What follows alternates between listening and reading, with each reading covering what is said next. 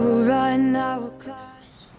Okey, bab 1, daya dan gerakan 2. Untuk kali ini kita akan tengok subtopik yang pertama, iaitu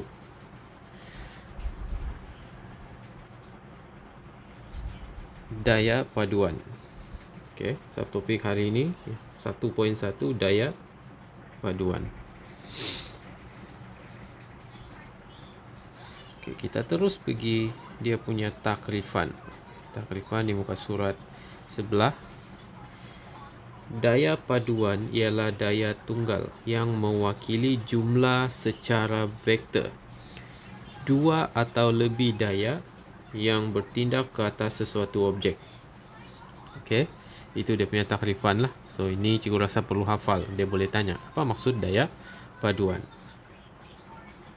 Okey, untuk lebih faham, kita tengok situasi yang diberikan seperti di dalam buku teks lah. So situasi di sini diberi adalah pertandingan ataupun orang sedang tarik tali. Okey. Jadi di sini ada dua orang peserta, peserta A. Okey, peserta A dan peserta B.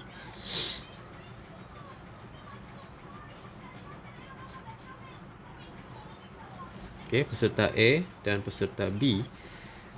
Okay, situasi yang pertama berlaku di mana daya yang dikenakan oleh peserta A, okey, ini daya ke kiri adalah sama dengan daya yang dikenakan oleh peserta B ke arah kanan. Okey, jadi apa yang berlaku? Sudah pasti tidak akan ada pemenang kalau ini adalah pertandingan. Maksudnya kedua-dua peserta ini tidak akan bergerak ke mana-mana. Okey, bendera ini akan kekal statik di sini. Maksudnya tidak akan ada pemenang sebab daya ke kiri dan ke kanan adalah sama. So kita boleh katakan ataupun kita boleh buat kesimpulan daya paduan adalah sifar. Okey, daya paduan adalah sifar. Itu situasi yang pertama. Okey, kita tengok situasi yang kedua. Okey, daya paduan sifar itu dia katakan di sini juga pegun. Pegun tu maksudnya tidak bergerak ke mana-mana lah, tidak bergerak. Situasi 2. Okey. Didapati dalam situasi 2 ni peserta B mengenakan daya ke kanan, okey, lebih besar daripada daya yang dikenakan oleh peserta A, iaitu daya ke kiri. Okey, so cuba tengok di sini. FB kanan, daya FB itu daya ke kanan lebih besar daripada FA, daya ke kiri. Jadi daya paduan akan menuju ke arah kanan sebab daya ke kanan tu lebih besar. Okay. So maksudnya kalau ini adalah pertandingan tarik tali, peserta B akan menang lah. Maksudnya daya itu lebih besar ke arah kanan. Okey, kamu tengok bendera ini pun dia bergerak ke kanan. Okey, itu situasi kedua. Situasi ketiga yang sebaliknya lah daripada situasi yang tadi. Peserta A pula yang menghasilkan daya ke kiri yang lebih besar daripada peserta B yang menghasilkan daya FB ke kanan. Jadi akan bergerak ke kiri. So kalau pertandingan tarik tali, peserta A akan menang. Okey, ini kesimpulan dia lah. Daya ke kiri FA lebih besar daripada daya ke kanan FB. So sudah tentu daya paduan akan bertindak ke arah kiri. Okey, itu maksud daya paduan. Maksudnya daya paduan ni ialah apabila dua, okey, atau lebih. Ini dalam contoh ni kita hanya bincangkan dua daya paduan saja. Satu kiri, satu kanan. Okey, dia sebut dalam takrifan tadi dua atau lebih. So dia boleh lebih lah.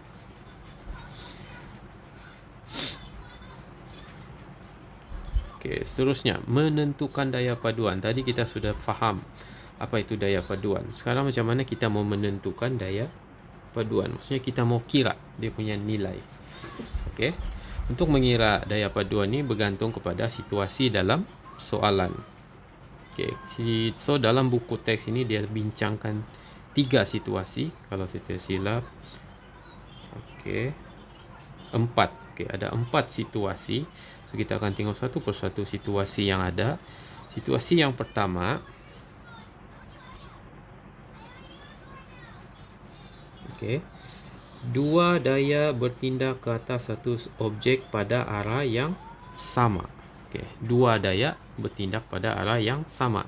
Ini senang saja. Budak darjah 1 pun boleh jawab. Okey, contoh.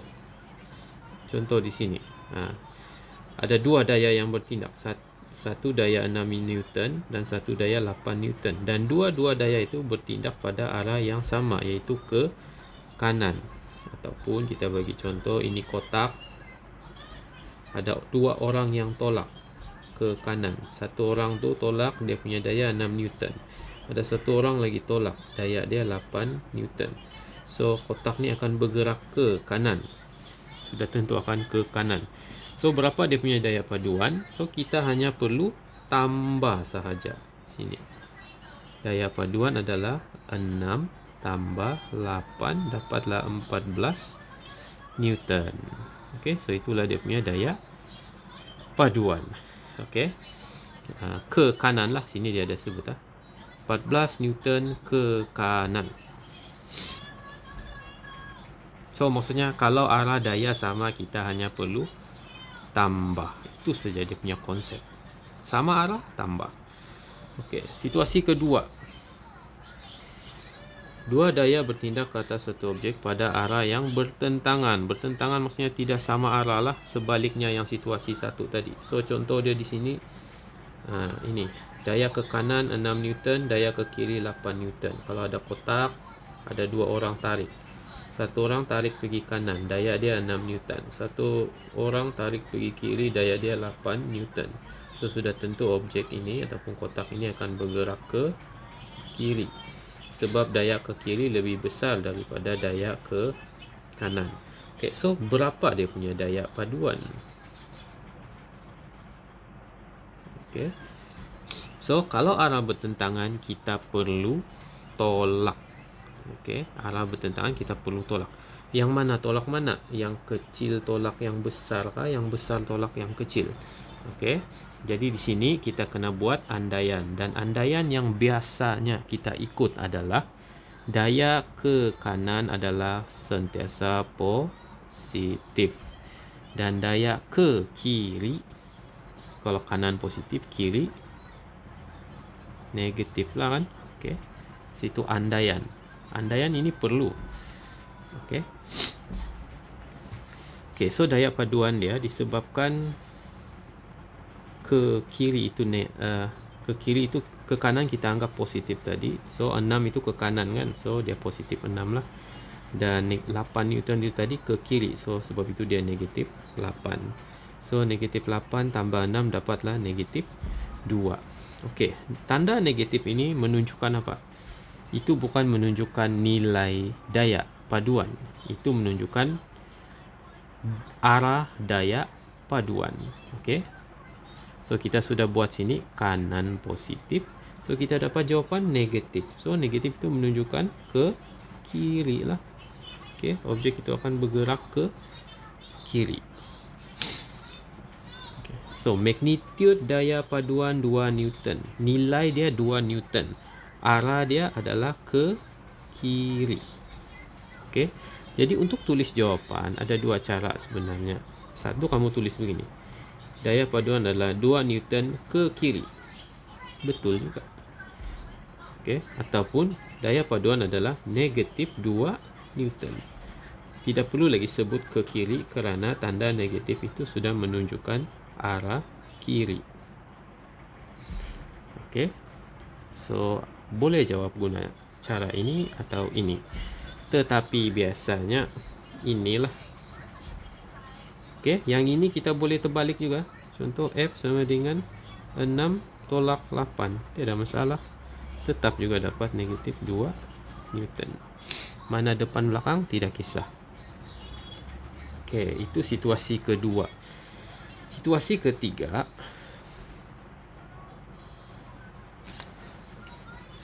Dua daya bertindak ke atas satu objek pada arah yang berserenjang antara satu sama lain.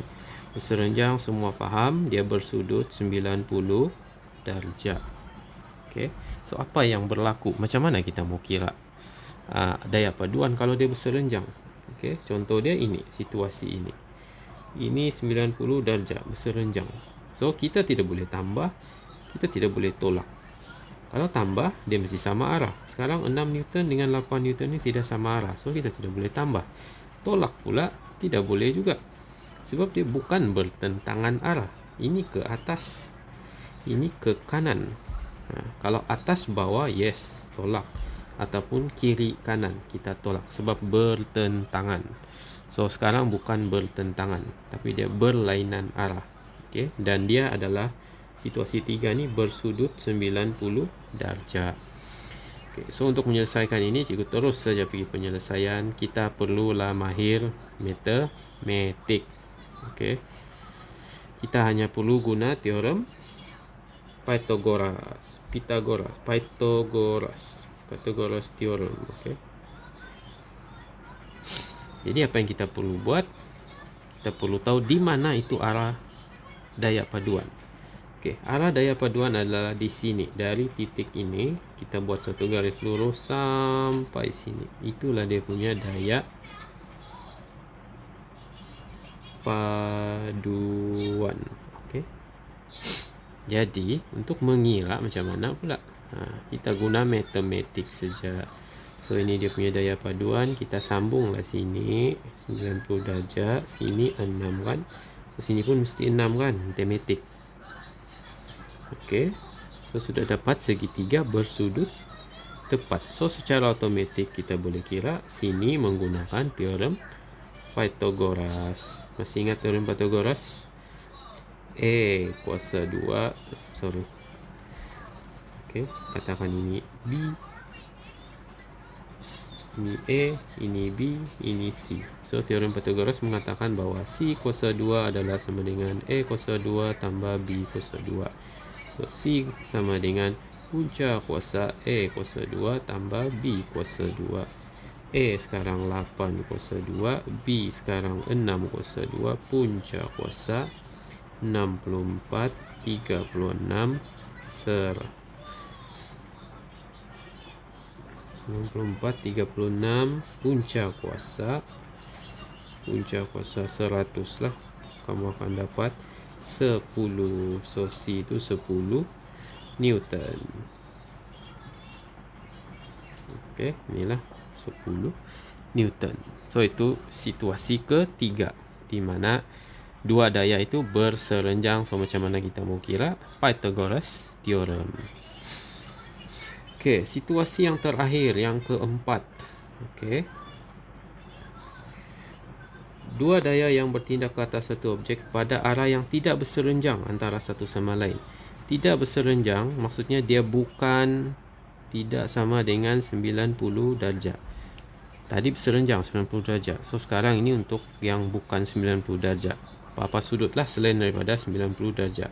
So untuk ini ada dua kaedah penyelesaian.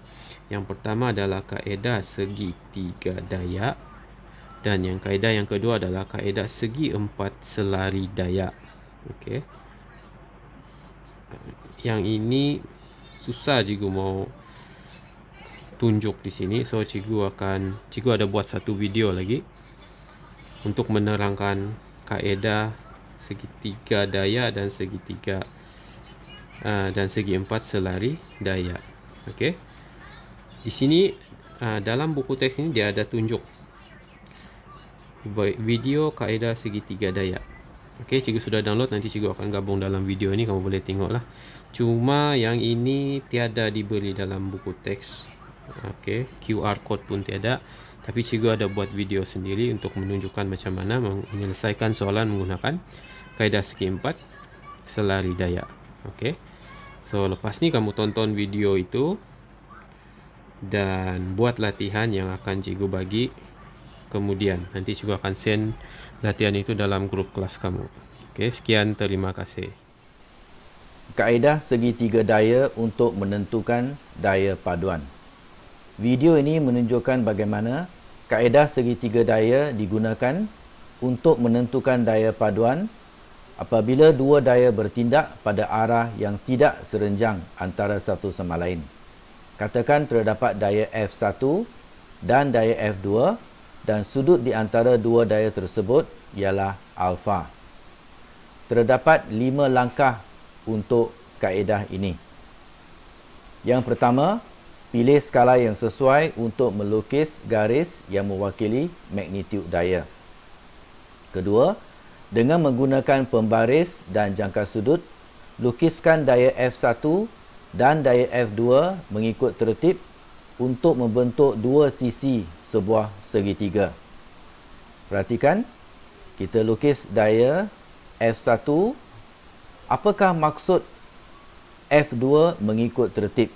Maksudnya ialah di hujung garis yang mewakili daya F1, kita tandakan sudut alfa, iaitu sudut di antara daya F1 dan F2.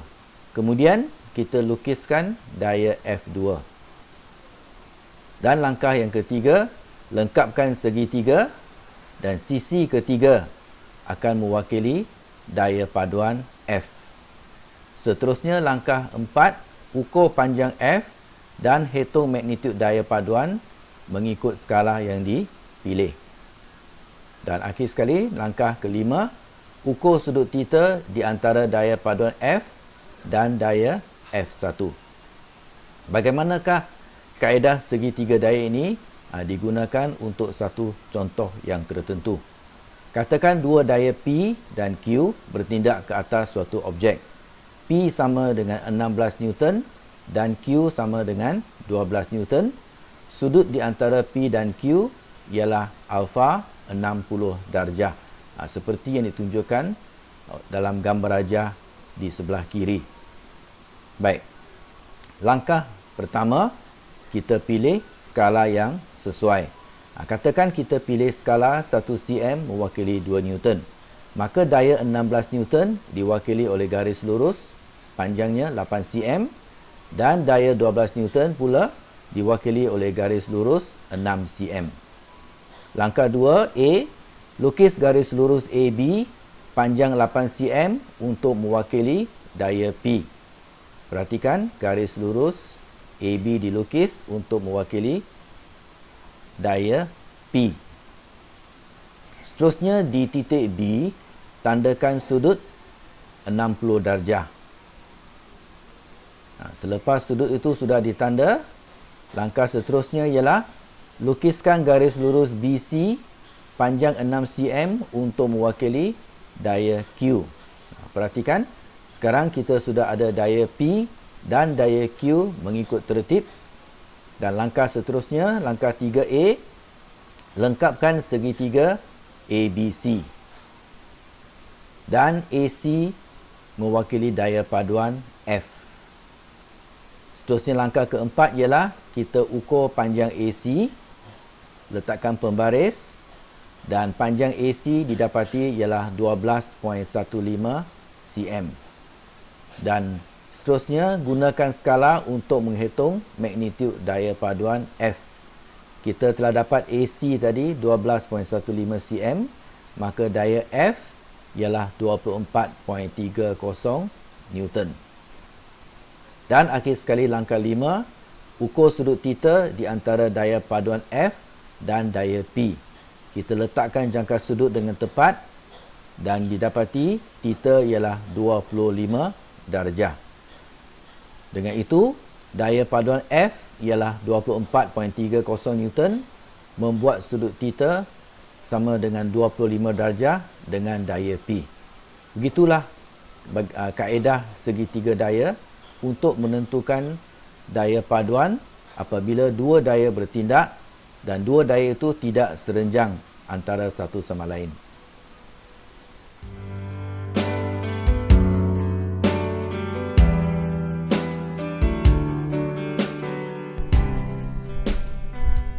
Okey, di sini cikgu akan tunjukkan bagaimana menyelesaikan soalan berkenaan daya paduan menggunakan kaedah segi empat selari. Okey, sebelum kamu boleh menyelesaikan soalan menggunakan kaedah segi empat selari, kamu perlu ada tiga benda lah. Okey, yang pertama adalah pembaris, jangka sudut atau protector, dan juga jangka lukis. Okey, kamu perlu ada 3 benda ini untuk menyelesaikan soalan berkenaan daya paduan menggunakan kaedah segi 4 selari. Okey, jadi di sini ada contoh soalan. Okey, sama dengan contoh yang soalan yang menggunakan kaedah segitiga tadi. Okey. Okey, jadi di sini sudah diberi gambar aja. Okey, ada daya 12 Newton bersudut 60 darjah dan ada daya 16 Newton ke kanan. Okey, jadi kita mau tahu dia punya daya paduan. Soalan dia hitung daya paduan menggunakan kaedah segi 4 selari. Okey, di sini cikgu sudah sediakan skala. 1 cm mewakili 2 Newton. Okey, sekiranya soalan tidak bagi skala, kamu kena buat skala sendiri. Skala yang sesuai. Kalau skala terlalu kecil, mungkin ruang tidak mencukupi. Tapi setakat ni kalau keluar soalan dia memang sedia bagi skala. Okey. Okey, jadi cikgu akan tunjuk satu persatu macam mana mau selesaikan soalan ini. Pertama sekali kamu kena buat garisan yang 16 Newton. Okey. So 16 Newton kalau ikut skala sini 1 cm mewakili 2 Newton. So kalau 16 Newton dia mesti 8 cm. So kamu ambil pembaris dan buatlah garis 8 cm. Okey, garis lurus 8 cm. Okey, kamu guna pensel lah. Cikgu guna pen supaya jelas. Selepas itu, so ini adalah daya 16 Newton yang diwakili oleh 8 cm. Okay, seterusnya kita nampak dalam gambar raja ini sudut dia adalah 60 darjah. Jadi sila pastikan di sini kamu buat sudut, ukur guna jangka sudut atau protektor 60 darjah di sini. Okey, baru ambil pembaris. Okey, berapa panjang garisan yang kita perlu buat? Sini 12 Newton, maksudnya 12 Newton adalah 6 cm. So kamu perlu buat garis sepanjang 6 cm.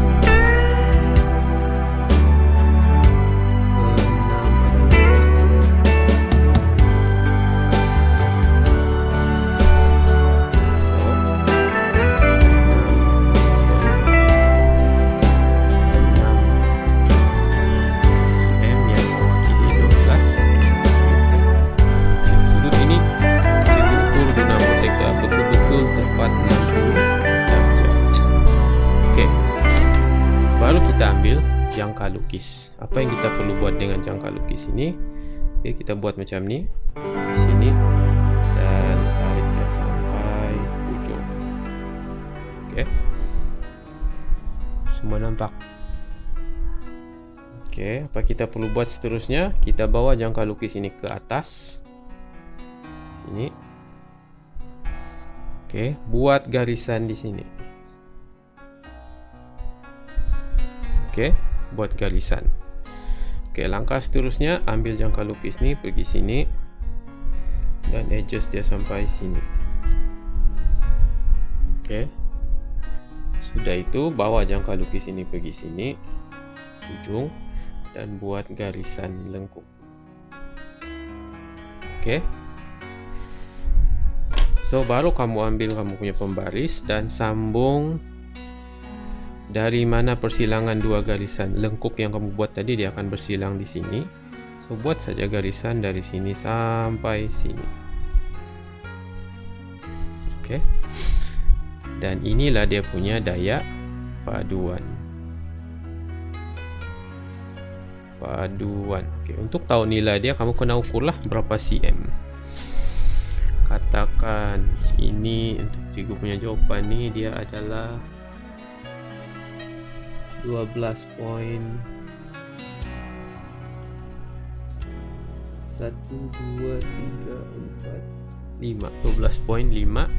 cm.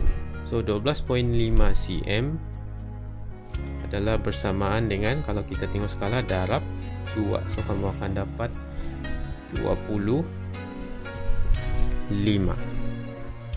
Okey, 25 Newton. So itulah dia punya daya paduan. Okey. So itulah kaedah segi 4 selari.